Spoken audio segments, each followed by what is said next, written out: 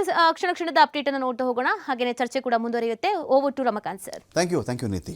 ಈಗ ಇಲ್ಲಿ ದಿನೇಶ್ ಅವರೇ ಪ್ರಶ್ನೆ ಏನು ಅಂತ ಹೇಳಿದ್ರೆ, ಈಗ ನೀವಾಗಲಿ ಅಥವಾ ಕಾಂಗ್ರೆಸ್ ಅವರಾಗಲಿ ಮೊದಲಿಂದ ನಿಮ್ಮ ಥಾಟ್ ಪ್ರಾಸೆಸ್ ಹೇಗಿರುತ್ತೆ ಅಂತ ಹೇಳಿದ್ರೆ, ಏನೋ ಒಂದು ಕಲಿಸ್ತೀವಿ ನಾವು ಜನಗಳಿಗೆ, ಇದ್ರ ಮೂಲಕ ಒಳ್ಳೇದು ಮಾಡ್ತೀವಿ ಅಂತ. ಅದು ಹೇಗೆ ಅಂದರೆ ಮೀನು ಹಿಡಿಯೋದು ನಾವು ಕಲಿಸ್ತೀವಿ ಅಂತ, ಮೀನು ಹಿಡಿಯೋದು ನಾವು ಕಲಿಸ್ಕೊಡ್ತೀವಿ. ಕಾಂಗ್ರೆಸ್ ಅದನ್ನೇ ಮಾಡೋದು, ಮೀನು ಹಿಡ್ತೀವಿ ಬಿಡಿ ಈ ಗ್ಯಾರಂಟಿ ಅಂತ ಬಂದಾಗ ಅವರು ಕೂಡ ಡೈರೆಕ್ಟಾಗಿ ಮೀನೇ ತಂದು ಕೊಟ್ಬಿಡ್ತೀನಿ ನಿನ್ನ ಮನೆಗೆ ಅಂತ.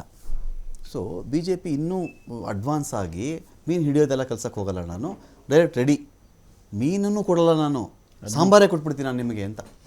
ಸಾಂಬಾರು ಬೇಕೋ ಫ್ರೈ ಬೇಕೋ ಅದು ನೀವೇ ಇಟ್ಕೊಬಿಡಿ, ಆ ಮಟ್ಟಕ್ಕೆ ಬಿ ಜೆ ಪಿ ಈಗ ಹೋಗಿ ಈ ಎಲೆಕ್ಷನ್ ಗೆಲ್ತೀವಿ. ನೋಡಿ 197 ಮಧ್ಯಪ್ರದೇಶದ ಬಗ್ಗೆನೂ ಇದೆ. ಯಾವ ಸಮೀಕ್ಷೆನೂ ನನಗೆ ಗೊತ್ತಿರೋ ಮಟ್ಟಿಗೆ ದೊಡ್ಡ ದೊಡ್ಡ ಸಮೀಕ್ಷೆಗಳಾವು ಇಷ್ಟು ಹೇಳಿರಲಿಲ್ಲ. ಎಲ್ಲರೂ 140, 145, 160 ಮ್ಯಾಕ್ಸು. ಬಿ ಜೆ ಪಿ ಅದನ್ನು ಕ್ಲೈಮ್ ಮಾಡ್ತಾಯಿತ್ತು 161, ಇದು ಅದನ್ನು ದಾಟಿ 197.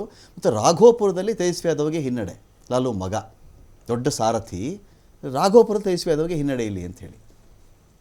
ಈಗ ಬಿಹಾರ ಎಲೆಕ್ಷನಲ್ಲಿ ಈ ಸಲ ಗಮನಿಸಬೇಕಾದ ಅಂಶಗಳು ಅಂದರೆ, ಇಲ್ಲಿ ತುಂಬ ಅದರ್ ಪಾರ್ಟೀಸು ಪಾರ್ಟಿಸಿಪೇಟ್ ಮಾಡ್ತು.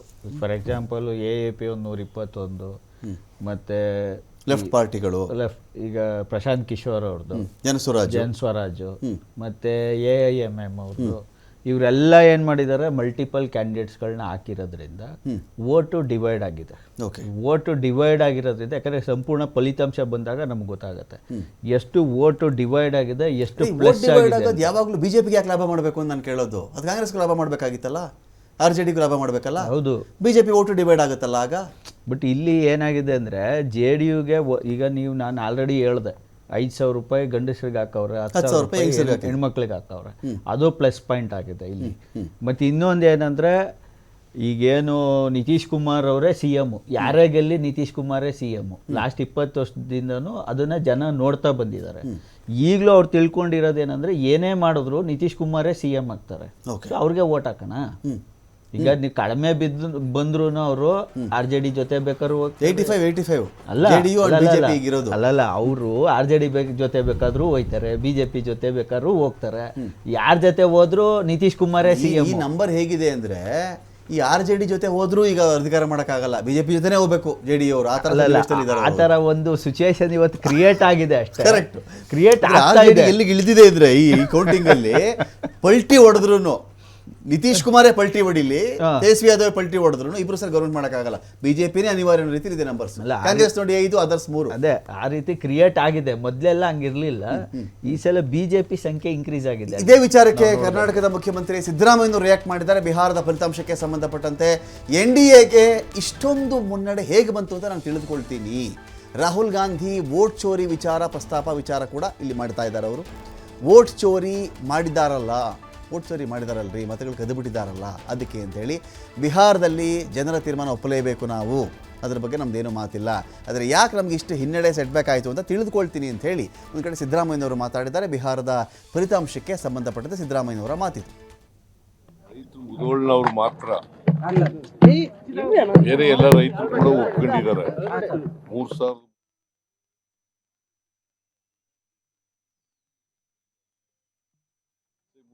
ಮಾತ್ರ ಜನ ಕೊಟ್ಟಂತ ತೀರ್ಪನ್ನ ಒಪ್ಕೋಬೇಕಲ್ಲ. ಅದು ನೋಡೋಣ, ನನಗೆ ಗೊತ್ತಿಲ್ಲ, ಅಲ್ಲಿ ನಾನು ಹೋಗಿಲ್ಲ, ಯಾಕೆ ಹಿನ್ನಡೆ ಆಗಿದೆ ಏನು ಅಂತ ಗೊತ್ತಿಲ್ಲ, ಯಾರು ಓಟ್ ಹಾಕಿಲ್ಲ ಏನು, ಯಾಕೆ NDA ಇಷ್ಟೊಂದು ದೊಡ್ಡ ಬಹುಮತದಲ್ಲಿ ಗೆದ್ದಿದೆ ಅನ್ನೋದು ಗೊತ್ತಿಲ್ಲ. ನಾನು ಬಂದು ತಿಳ್ಕೊಂಡು ಮಾಹಿತಿ ತಗೊಂಡು ಗೊತ್ತಿಲ್ಲ. ಈಗ ನಿತೀಶ್ ಕುಮಾರ್ ಯಾರು? ಅವನು OBC ಅಲ್ವಾ? ಕಾಂಗ್ರೆಸ್ ಮೇನ್ ಅಜೆಂಡಾ OBC ಮುನ್ನಡೆ ಇರ್ತಾರೆ. ಸುಭಾಷ್ ಸರ್, ಈಗ ಒಂದು ಪ್ರಶ್ನೆ ಬರುತ್ತೆ. More power to Telangana and Karnataka state ಅಂತನಾ ಇದು ಕಾಂಗ್ರೆಸ್ ಹೈಕಮಾಂಡ್ ಆ್ಯಂಗಲಿಂದ? ಈ ಥರದ್ದು ದೊಡ್ಡ ದೊಡ್ಡ ರಾಜ್ಯಗಳಲ್ಲಿ ಕಾಂಗ್ರೆಸ್ ಸೋಲ್ತಾ ಇದ್ದಷ್ಟು ಯಾವ ರಾಜ್ಯಗಳಲ್ಲಿ ಗೆದ್ದಿದ್ದಾರೋ ಅಲ್ಲಿನ ನಾಯಕತ್ವದಲ್ಲಿ ಇನ್ನೂ ಅವ್ರು ಸ್ಟ್ರಾಂಗ್ ಆಗ್ತಾರ ಅಂತ, ಸ್ಥಳೀಯ ನಾಯಕತ್ವ ಅಂತ ನಾನು ಕೇಳ್ತಿರೋದು. 100% ಅನಿವಾರ್ಯ. ಹೈಕಮಾಂಡು ಮತ್ತು ನ್ಯಾಷನಲ್ ಲೀಡರ್ಶಿಪ್ಪು ವೀಕ್ ಆದಾಗೆಲ್ಲ ಲೋಕಲ್ ಲೀಡರ್ಸು, ಸ್ಥಳೀಯ ನಾಯಕರು, ಯಾಕಂದರೆ ಇವರು ಅಟ್ಲೀಸ್ಟು ತಮ್ಮ ರಾಜ್ಯದೊಳಗಡೆ ಒಂದು ಗ್ರಿಪ್ಪನ್ನು ಇಟ್ಕೊಂಡಿದ್ದಾರೆ. ಹೀಗಾಗಿ ಈ ಥರದ ಒಂದು ನಾಯಕರನ್ನು ಅದು ಅಲ್ಲ ಈಗ ಮುಖ್ಯಮಂತ್ರಿ ಚೇಂಜ್ ಮಾಡ್ಬಿಡ್ತೀನಿ, DCM ಚೇಂಜ್ ಮಾಡ್ಬಿಡ್ತೀನಿ, ಅಲ್ಲಲ್ಲ, ಕ್ಯಾಬಿನೆಟ್, ಆ ಥರದ್ದು ಸರ್ಕಸ್ಗಳು, ಆ ಥರದ್ದೊಂದು ಸ್ಟ್ರಾಟಜಿಗಳು ಇಂಥ ಟೈಮಲ್ಲಂತೂ ಮತ್ತು ಸೈಡ್ ಲೈನ್ಗೆ ಹೋಗ್ಬಿಡ್ತಾವ ಅಂತ. ಅದು ಸಾಧ್ಯತೆಗಳು ಬಹಳ ಕಡಿಮೆ, ಅದೆಲ್ಲ ಆಗಲ್ಲ. ಇವನ್ ಅದರ್ವೈಸ್ ಆಲ್ಸೋ ಕಾಂಗ್ರೆಸ್ನವರು ಅಥವಾ ಮಹಾಗಠಬಂಧನ್ ಬಿಹಾರದಲ್ಲಿ ಗೆದ್ದಿದ್ರೂ ಕೂಡ ಕರ್ನಾಟಕದೊಳಗಡೆ leadership change it is not a easy task. ಅದು ಅಷ್ಟು ಸುಲಭವಾಗಿ ಆಗುವಂಥದ್ದಲ್ಲ. ಆದರೆ ಈ ರೀತಿ ಕಾಂಗ್ರೆಸ್ ಅತ್ಯಂತ ಹೀನಾಯ ಪರಿಸ್ಥಿತಿಗೆ ಅಲ್ಲಿ ಹೋದ್ಮೇಲೆ, ನ್ಯಾಷನಲ್ ಲೀಡರ್ಶಿಪ್ ಇಷ್ಟೊಂದು ವೀಕ್ ಆದಮೇಲೆ, ಕರ್ನಾಟಕ ಆಗಲಿ ಅಥವಾ ತೆಲಂಗಾಣ ಆಗಲಿ ಅಥವಾ ಯಾವುದೇ ರಾಜ್ಯ, ಹಿಮಾಚಲ್ ಪ್ರದೇಶ 3 ಕಡೆ ಅಧಿಕಾರದೊಳಗಿದ್ದಾರೆ, ಅಲ್ಲೆಲ್ಲೂ ಕೂಡ ಸ್ಥಳೀಯ ನಾಯಕರನ್ನ ಟಚ್ ಮಾಡೋಕ್ಕೂ ಸಾಧ್ಯ ಆಗಲ್ಲ. ಇದು ಭಾಳ ಸ್ಪಷ್ಟವಾದಂಥ ವಿಚಾರ.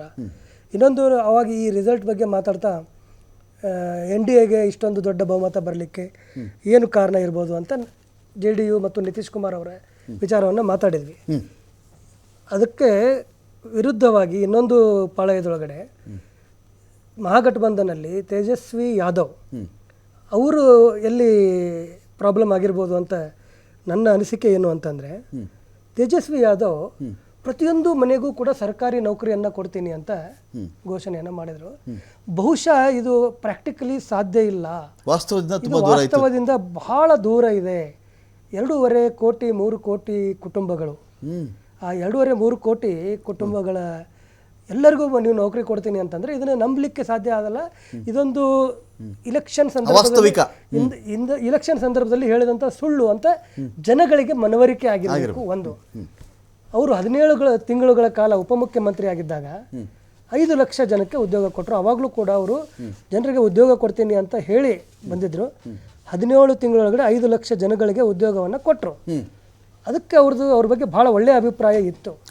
ಅದು ಸ್ವಲ್ಪ ಈಗ 5 ಲಕ್ಷ ಹೇಳಿದ್ರಪ್ಪ, ಇನ್ನು 50 ಲಕ್ಷ ಹೇಳಿದ್ರೆ ಒಪ್ತಿದ್ರು ಏನೋ ಜನ.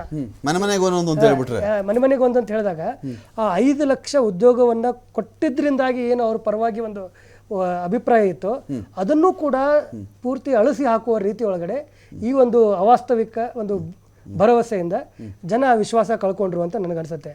ಇನ್ನೊಂದು, ಪ್ರತಿ ಮನೆಗೆ ಮಹಿಳೆಯರಿಗೆ 2,500 ರೂಪಾಯಿ ಅವ್ರಿಗೆ ಅನುದಾನವನ್ನು ನಮ್ಮ ಗೃಹಲಕ್ಷ್ಮಿ ಯೋಜನೆ ಥರ ಕೊಡ್ತೀವಿ, ಇಡೀ ವರ್ಷದ್ದು ಒಟ್ಟಿಗೆ ಒಂದು 30,000 ರೂಪಾಯಿ ಮೊದಲನೇ ಕಂತಿನೊಳಗಡೆ ಕೊಡ್ತೀವಿ ಅಂತ ಹೇಳಿದರು.